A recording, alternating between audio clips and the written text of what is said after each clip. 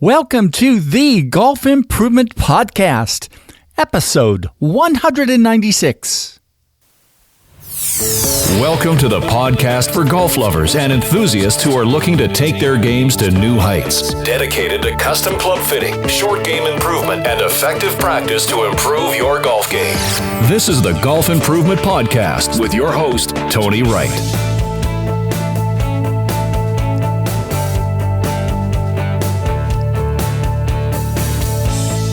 Hello, this is Tony Wright from Game Improvement Golf in Oak Ridge, Tennessee with the Golf Improvement Podcast, dedicated to sharing useful information on professional club fitting, short game improvement, and effective practice techniques.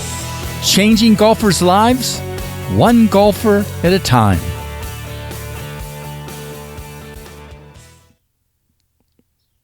I've been an enthusiastic follower of the posts that Lou Stagner, the Golf Stat Pro, does almost daily on Twitter.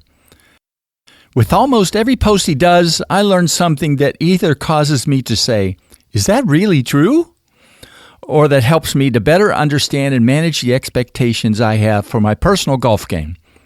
I feel really fortunate that Lou agreed to do this interview with me, and I know you'll learn something that'll help your personal golf game and your fun on the golf course.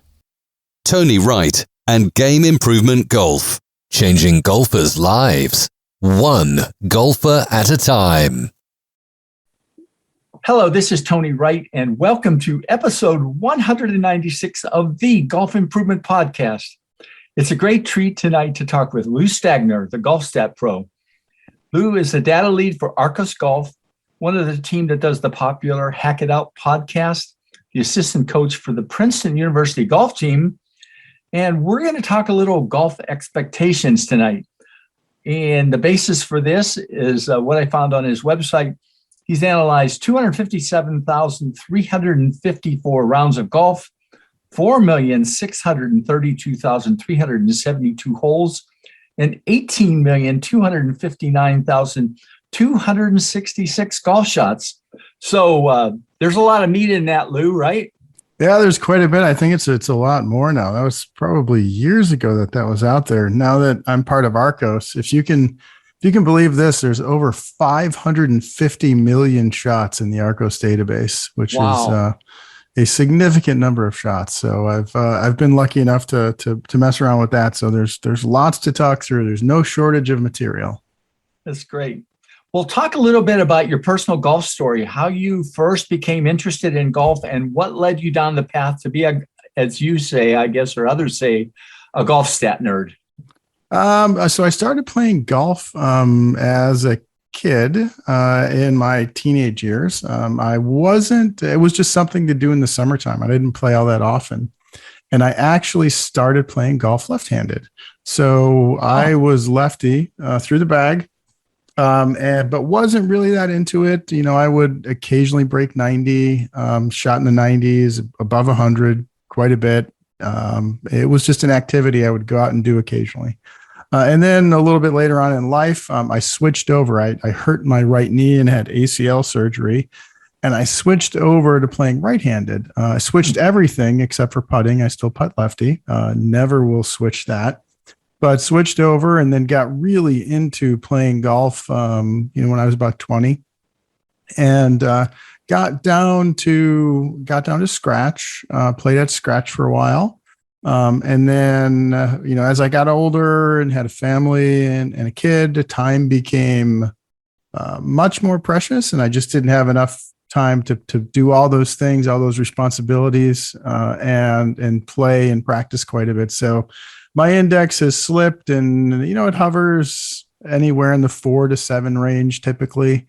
And I still have hopes and dreams of getting it back down low again. And I just need to find a little bit more time to play. So I've been, how I got into this. I've been into golf stats since I started playing. I literally had spreadsheet after spreadsheet and would track every single shot that I hit. I still have all that data. Oh, you're the Matt Fitzpatrick of the US, right? Sort of, just not, I can't play at his level. Not many people can. So I would track everything, keep all that. And I'd come home and I'd spend, however much time to enter everything in and then do all the analysis. And then that kind of changed recently. I started to use Arcos a few years ago. And it was the first time that I had really ventured beyond you doing my spreadsheets. And it was a big change for me. And so I love the automation and not having to do all the things I used to do. So it's been a welcome change, but I've been into golf stats forever. And how I got to the point where I'm talking with you, I guess it's been about 4 years ago now. I started a blog on golf analytics and golf stats. I live in the Northeast and I was trying to kill some time in the winter. And we were going into winter and I told my wife I was going to start a blog on golf stats, and she said, "Yeah, you are so much fun at parties." And I did, and I had no intention of it ever turning into anything. And it did. It took off, and it's taken me to places that I couldn't have imagined. It's been a really fun ride, and at the end of the day, just like everybody listening, I'm a golf nut, just like all of you. Love the game and love every part of the game. So I wouldn't have it any other way. Now there was a tweet recently. I'm trying to remember what it was, but somebody hit a really bad shot, and somebody said, "Oh gosh, don't analyze that one." Do you remember that tweet? Oh yeah, I put a few of those out there. I think I'm actually pretty fun to play with. I mean, I don't want to pat myself on the back, but people give me a lot of grief for managing their expectations and putting all the stats out and just, being the math guy. And I think some of my buddies give me an extra hard time about it. But, every once in a while we have a good laugh about it. If somebody hits a bad shot, they'll look at me and they'll expect me to give them the numbers to make them feel better. But sometimes, a couple of the guys I'll play with occasionally, they get a little hot under the collar, and yeah, you kind of have to know when to, kind of walk away and not give them any numbers. So it's a balancing act. Has it helped you to get less hot under the collar? As you say, yeah, absolutely. You really feel like that? Yeah. It's, I think managing your expectations is an important part of the game. And what I think happens is people get influenced by the things that they see.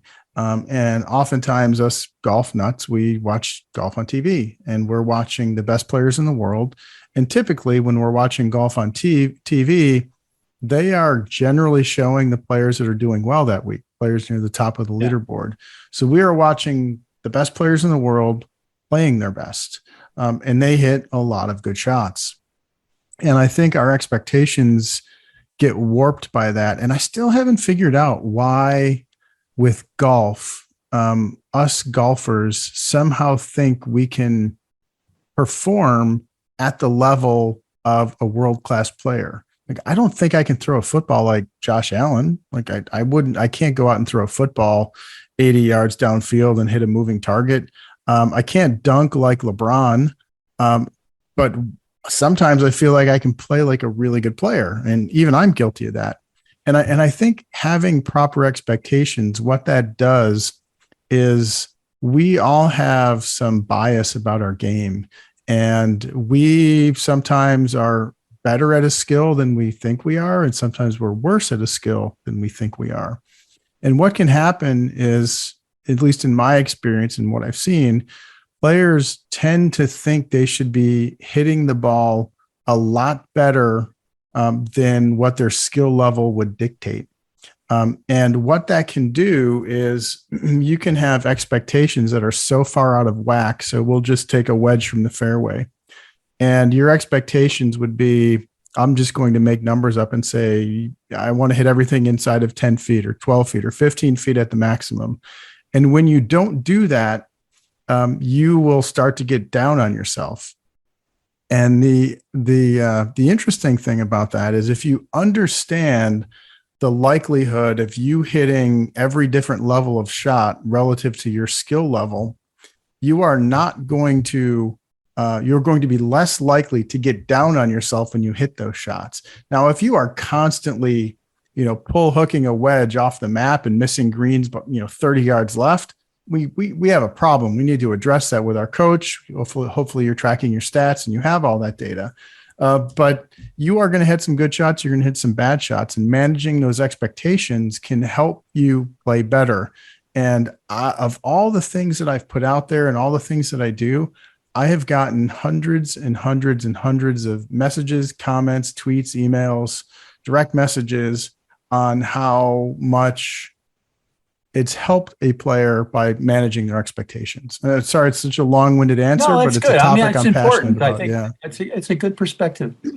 Now, you talk about Arcos, and when did and you really kind of had a big transition to getting to work with them over the last year or so. Has that been one of the main databases that you've worked with, or? Yeah, I started with Arcos. It's coming up maybe like October of last year. Yeah, very beginning of October of last year, I started with them. So we're creeping up on almost a year soon. It's been great. It's an awesome company. It's an awesome product. I used their product before I consulted for them, and I'm a huge fan of what they're doing, and I'm also a huge fan of where they're going. So they're constantly evolving the product. They're constantly adding to the product. They're constantly making it better and driving to make it better. And they have some amazing things that are in the pipeline right now that they're working on, and they're going to be available. And that really kind of excites me. I'm only part of that world on a part-time small basis, but it's really exciting to be a part of it. And they have so much information. They have so much data, 550 million shots. I had mentioned that earlier, I think. Almost over 10 million rounds. I think it's 11 million rounds now in total, somewhere in that neck of the woods. It's just an incredible amount of data, and I can go and really look up whatever I want about any handicap level and get as much data as I could possibly ever want to look at. So it's pretty cool. But you also can can you look at ShotLink stuffs too? I do. Yeah, I do. Some of that. Yep. Some of that we'll talk about, I think. But. Yeah, I do have access to ShotLink as well. There's a couple, there's a coach that I do work for who coaches a few players on the PGA Tour. And so I help out there, and I have access to ShotLink, and I've looked at, all of that data at length. I've put a bunch of that data out there. Some of the stuff that I post on Twitter is PGA Tour related. And so I've been lucky enough to have access to both of those, and to put it in perspective, how much data Arcos has. I think ShotLink roughly has maybe about 22 million shots in total in it, and Arcos has 550 million. So, wow, more than 20x what ShotLink has, just to put that in perspective. Yeah. Well, so let's dive in a little bit. And you gave me some little snippets about some of the little expectation kind of fun thoughts, maybe we could call them, that you're going to talk about. Let's let you talk about each of those a little bit. And we don't know how many we'll get through. I have 8 or 9 of these things here, and we'll get through them. So we'll start with everyone loves Tiger, and this one has gotten so much attention. I've put it out there a couple of times. From 100 to 110 yards in the fairway. Remember, this is Tiger Woods, and so pretty good player. If there's anyone listening right now that doesn't know who Tiger Woods is, he's arguably the best ever. If not the best, he's right there behind Jack. So it depends on who you like in that argument. Really good player. So from 100 to 110 yards in the fairway in his career, he missed the green just under 20% of the time, which is 1 in 5, right? He is an incredible player. Let's just call it 105 yards in the fairway, and he missed the green 1 out of 5 times. And I've put that out there, and you'll always get pushback from people that will say, that he's playing courses that are a lot tougher. The pins are a lot closer to the edge, and those are all true and very fair statements. But still, if he's that good, he would be able to take those pins on and not miss greens at that rate. But he does. And that's because all of us, including Tiger Woods, we don't always hit the ball exactly where we are trying to hit it. And so, it's good to keep those kind of things in mind, because if you have a day job like I do, and you sit at a desk all day and you don't get to, practice 8 hours a day and hit every shot and play 10 rounds a week, you can't expect to do as good as Tiger. And so I love putting things like that out there because it drives home that even the best in the world are not perfect, and they hit a lot of shots that they would want to have a do-over on. Yeah. Now you pulled some stuff together too related to his putting capabilities. How many he makes in sort of like 7 and 9 feet, right? Yeah, I have that too here. So from 7 feet to 9 feet in his career, he made 52%.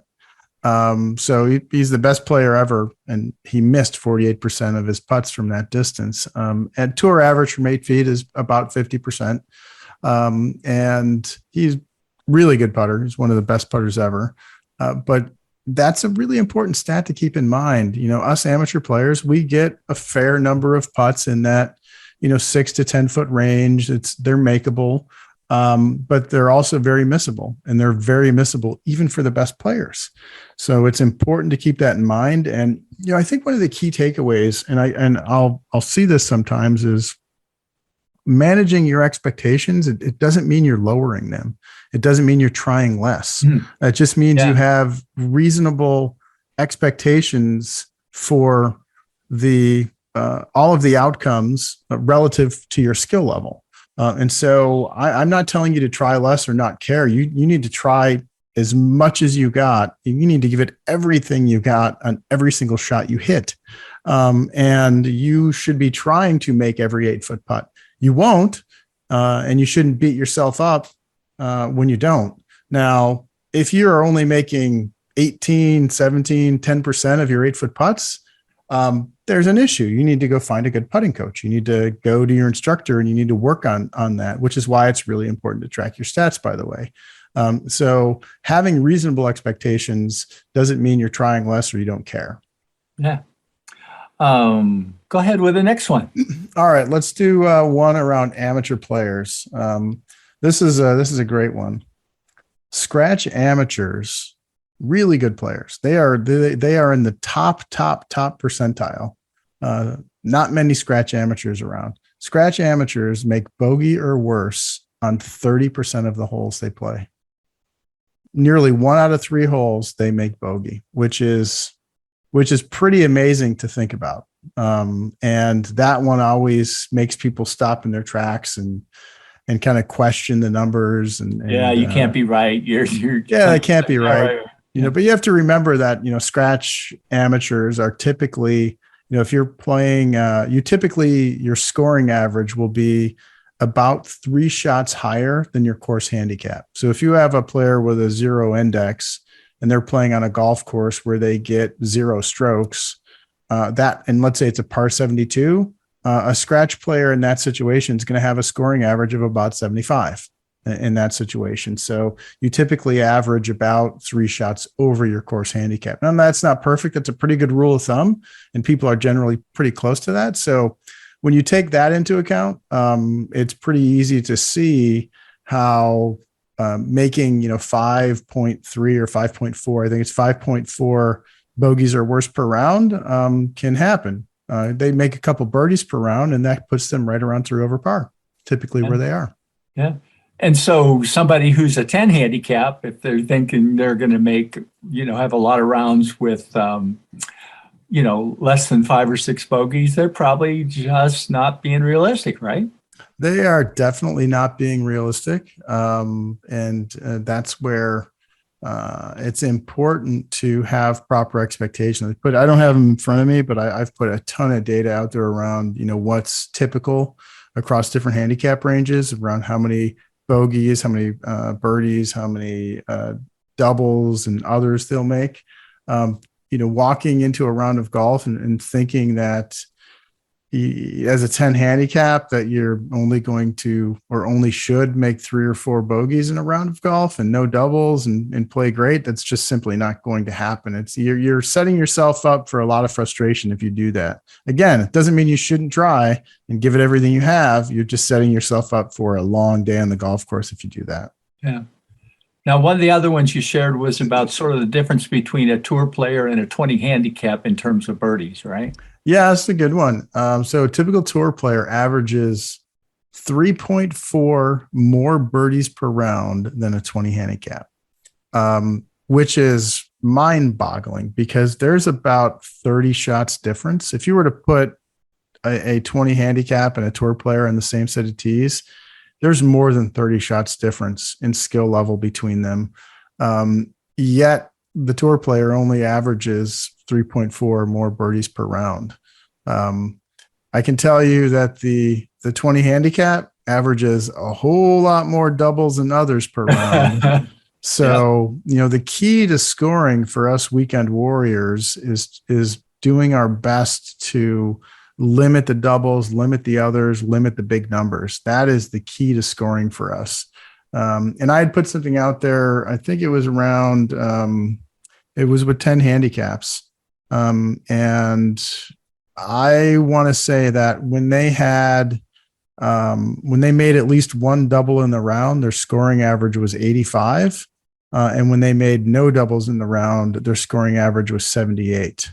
I don't remember that one. I like that one a lot. Yeah, it was really good one. You can clearly see, and it's obvious, right? When you put a double or a triple on the card, it ruins the score, and you're not going to play well. So it's easy and it's obvious, and it's important to limit those. Which, in my experience, us amateur players, we get ourselves in trouble quite a bit when we get off into the woods. We try to hit hero shots, and we end up in worse positions. And, when you get yourself out of position, getting it back into position, playing for the bogey is a great way to play the game. Trying to make par from the middle of the trees is not a good recipe. Yeah, I don't know if you remember the John Sherman thing in his new book. He says that, the tour guys, when they're in the woods, 80% of the time, they're not making par. But we're only seeing those shots where they bend it 20 yards around the tree and all those kind of things. The shot that we all don't have. Yeah, that's true. When they on TV, when they cut over to somebody that's not really in the top 10, you can, it's a safe bet you're about to see a really good shot, whether it's a 30-foot putt made or somebody hitting it really tight from 200 yards out, or somebody curving it 40 yards around a tree. So we get, our expectations get influenced a little bit by seeing all that great golf that they show. Yeah. Now, you had a neat one. You talked about a 300-yard hole. Somebody has a 5 index. How much under par are they typically on that hole? Well, no. They won't be under par. They're going to be way over par. 5 index, really good player right there. They are in, top percentile of players.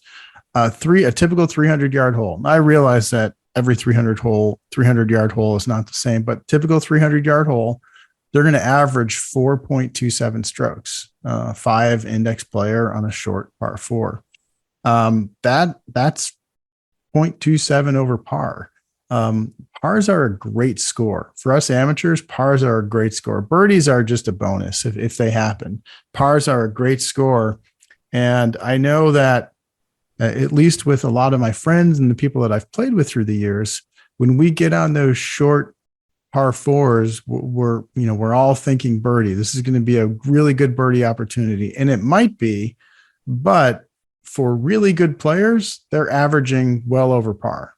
And keep that in mind next time you tee it up on a short par 4 and you're licking your chops thinking, I got a great chance to make birdie here. And, you're disappointed when you don't make birdie, because you are not going to make a lot of birdies and you're going to make way more bogeys. So try to limit the bogeys, limit the doubles, limit the others, and put as many 4s on the card as you can in that situation. Yeah. Well, you pick one or two more that you want to cover, and then we'll kind of move on. But this has all been great stuff. Okay. Let's do the 5 handicaps again, since we're on that one.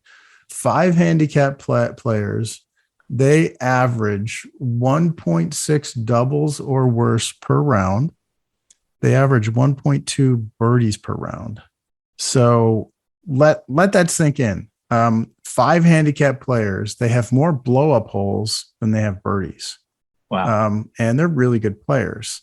So again, limiting those big numbers is such a key to scoring well, and it's an opportunity for us as amateur players to start to think about that a little bit differently when we're out there playing, especially when we get out of position, when we get into difficult situations. We sometimes playing for bogey is a really good thing for a 5 handicap or a 10 handicap. Yeah. Any one more that you want to cover? Let's do. All right, I have one more here. That we'll go. We'll do fairway one. From 100 yards in the fairway, PGA Tour players are more likely to hit it outside 23 feet than they are to hit it inside 10 feet. 100 yards in the fairway, really good players. They're more likely to hit it outside 23 feet. And I know I've played with a lot of people through the years that are not as good as a PGA Tour player, not even close. And they hit it to 25 feet and they might put their club back in the bag a little aggressively, if you know what I mean. Yeah. They might, they might shout something. They might mutter something. They might not be too happy, but that's a really good shot. Hitting it to 25 feet from 100 yards in the fairway for an amateur player, I don't care what your index is a really good shot. And I see far too many people that get upset with those shots to the point where it impacts their game. Having proper expectations about what is good and what is not good for your skill level can go a long way into helping you control those emotions and not let that kind of thing get in the way, because it's not going to help your play. I don't know about you, but I don't know too many players that play really well when they get extremely frustrated or mad. Usually goes the opposite direction. Well, it seems to me, at least in my game, the more greens I hit, the better. That in general, the score is just a little bit better. Well, you are. You mentioned before we started that you're taking on a little bit bigger role, I guess, with the Princeton golf team, which has got to be kind of exciting to do. Talk a little bit about, how that started, how that's going. What gets you really excited about doing that? Yeah, I live in New Jersey, and I live relatively close to Princeton University, which is, needs no introduction. It's an incredible facility, incredible institution. I've gotten to know the head coach at Princeton. His name's Will Green. And Will and I, Coach Green and I, started to have some conversations last year. Coaching is something that I'm pretty passionate about. I'm lucky that I get to work with players on stats and strategy and mental game. Coaching is something that I've done in the past. I used to, in a past life, I used to coach hockey. And I love being in a team environment. I love coaching. And when he talked to me about the opportunity to come in and maybe be a part of the Princeton team, I jumped at it. So last season, the tail end of last season, in the spring season, I was there on a limited basis as a part-time assistant. College golf has some rules on how many paid coaches they can have on staff. So I was a volunteer assistant. And then the volunteer coach, the assistant coach from last year was a former player and a grad student, and he's now completed his studies and he's moving on. So that opened up a spot, and I will officially be the assistant coach at Princeton for this fall season and this season. And I'm really excited about it, to be a part of that team environment again. I've already gotten to know a bunch of the players, and we've done some work together. So I'm really excited to be a part of what they're doing and try to help out in my own small way. Do they take to the things you tell them about expectations right away, or does it take some time to sink in? And yeah, so I work with them on that. I also work with them on the mental part of the game. Okay. I went through. I've been lucky to meet a lot of different people in my travels, and one of the folks that I've met, his name is Dr. Izzy Justice. And Dr. Justice is a sports neuroscientist. And he works with athletes, professional athletes across many, many sports, including golf, and everything in between, from golf to NASCAR and everything in between. He's worked and is working with professional athletes in those areas. And he has a book that I read and it resonated with me. I absolutely loved it because it was very science based. He's a neuroscientist. So he laid out the facts and he laid out the information around sports neuroscience and how it works and what really is impacting us and what we can do about it and why these things impact us. And he and I started to chat, and he has a certification program that I ended up going through. Okay. And I went through his certification program I'm certainly not a neuroscientist by any stretch of the imagination, but I went through what he teaches, and I used that to pass that along to players. And for me, as somebody who's very math-based, very science-based, attacking, I'll call it, what people would typically say is sports psychology, attacking it from the neuroscience angle, which I'd never read anything or knew anything about before, completely opened my eyes up to what's going on in our brains and how that impacts how we play and what we can do about it. And I've started to work with the players on those types of things as well. And I'll continue to do those things next year. So I couldn't be more excited to be a part of the team as a part-time assistant coach. So I am counting down the days until they get back and I can kind of be around the team and start to work with them and see what we can do. Yeah. Now I want to talk a little bit about what I know is, I hope, coming a book from you. But, as we were doing this, I was thinking about, the women, and they now are starting to have more and more stats. And I guess there's a lot of stats in Arccos for female golfers. What do you see as the horizon there for them?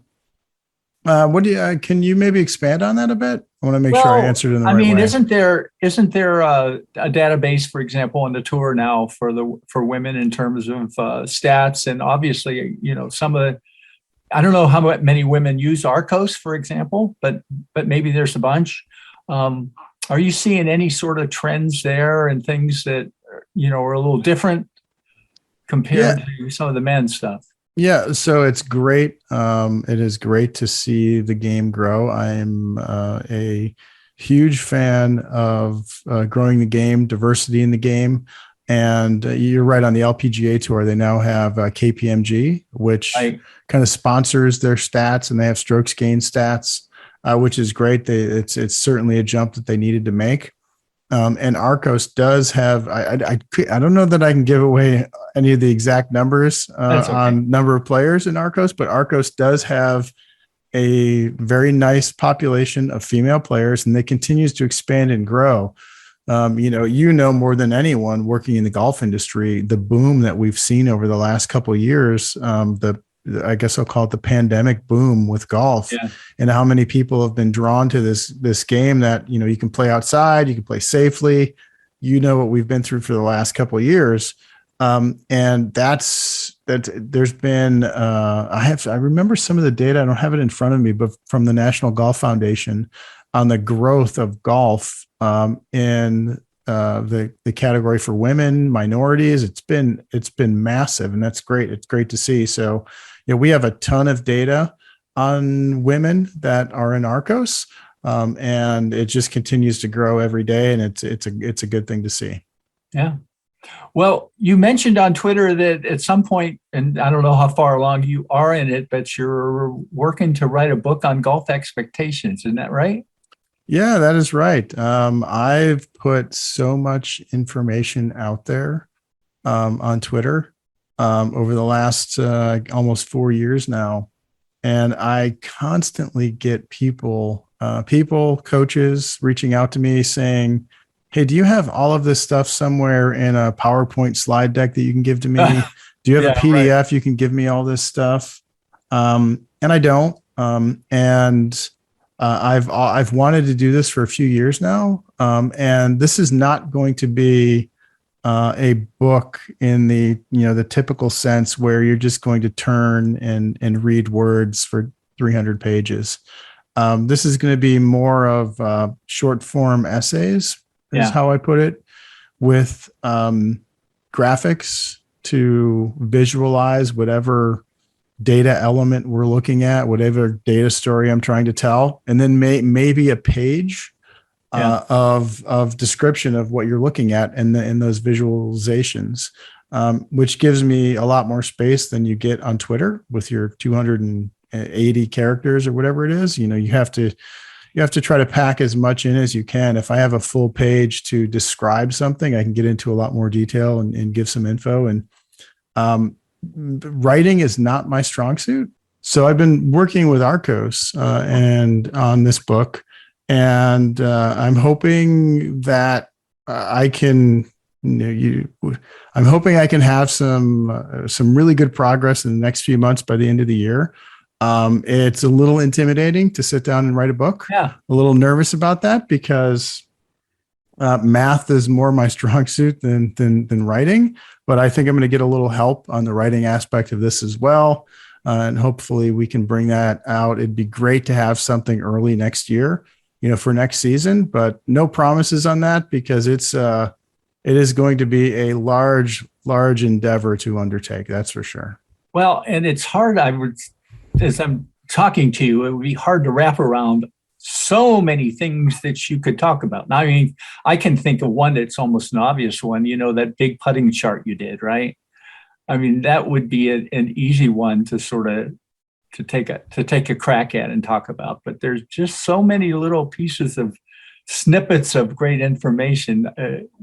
How do you do it, right? But so that's what's going to be exciting about it. And maybe it'll be volume 1, volume 2, or who knows, right? Yeah, definitely. I think I'll probably only end up doing one. Right. I'm in for a lot of work here, but I'll probably tackle it, in a pretty systematic way.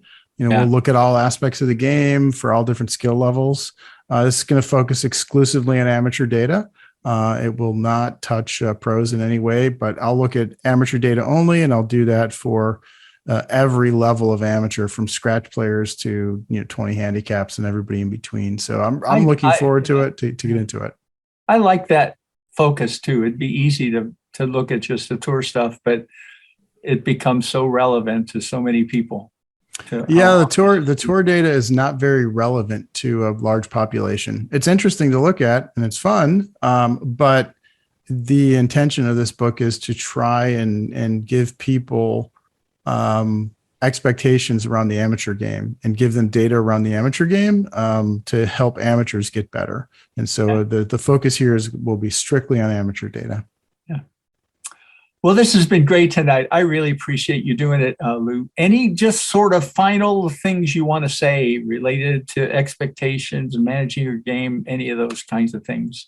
Yeah, well, I think not necessarily related to managing your expectations. I think the most important thing about golf is to have fun. It's a game. At the end of the day, it's a game. And I'm sure you've had 194 guests say the same thing. Yeah. If this is episode 195, 196, I'm sure you've had 195 guests say the same thing, that golf is a game and it's supposed to be fun. So have fun. And part of the way I think you can do that, or help to make it a little bit easier to have fun, is having expectations that are appropriate for your skill level. And at the end of the day, it's a game. Have fun. Yeah. Well, you do have a website, golfstatpro.com. I haven't. One of these days you may populate stuff. Yeah. Like that. That's one way to kind of contact you, at least through there, right? Yeah. No, I haven't really done anything on that in several years. I used to put blog posts out there. I pulled them all down. You can find me on Twitter now at Lou Stagner. And that's really the only place I spend my time is really on Twitter when I'm on social media. I do have an Instagram account, but I hardly ever go on there. I'm trying to change that, but Twitter is where you'll find me. I never got really into Instagram either. I tried to do some stuff for a while and it just doesn't work. So if you're not on Twitter and you really want to see some great stuff from Lou, that's a great place to go. Lou, thanks for taking the time tonight. I appreciate it. Really fun. Yeah, thanks, Tony. I appreciate you having me on. The Golf Improvement Podcast is sponsored by Tony Wright and Game Improvement Golf. Tony creates exceptional golf clubs. You shoot lower scores. Thanks, Lou. I mean, come on, really? A scratch golfer makes bogey or worse at least a third of the holes that he plays? It was such a delight for you to share some very interesting things you've learned from your investigations of golf stats and your insights on the value of managing your golf expectations. Also, I appreciate you, Lou, for sending me your recording of this episode to use. My podcast recorder has had a firmware problem and wasn't recording the audio properly. I would have hated for all of you to miss this interview. The wonderful world of podcasting. I put a link in the show notes to Lou's GolfStat Pro website. As he noted, he doesn't post there a lot, but it does give you a way to get in touch with him if you wish. The best way to get almost daily learning from Lou is to follow him on Twitter. His handle there is @LouStagner. Finally, just yesterday, Lou was on the Golf Channel discussing Arccos and how it handles strokes gained. I put a link in the show notes to this video for you to watch. My shout-out today, well, my shout-out is happy birthday to me. 73 years old on August 3rd, and just a little closer to hopefully someday shooting my age. As always, I appreciate any and all birthday gifts. And as I've done the past few years, my birthday month is a no social media post month. No blogs and podcasts in August. Time for more golf practice, and getting to know the new Roan State golf team recruits that will arrive in August. A reminder that there's a Support Game Improvement Golf link in the show notes for this podcast, and if you can provide some support, that's greatly appreciated. Contributions are continuing to help me move toward my $4,000 goal for upgrading my website and podcasting computer. Thank you. Well, that's it for today. In early September, a new interview with my friend and putting guru Bruce Rarick. Bruce will talk about his passion for creating a personal line of putters based on his many years of putter fitting and putting instruction. Until then, take care, God bless Ukraine, and God bless America.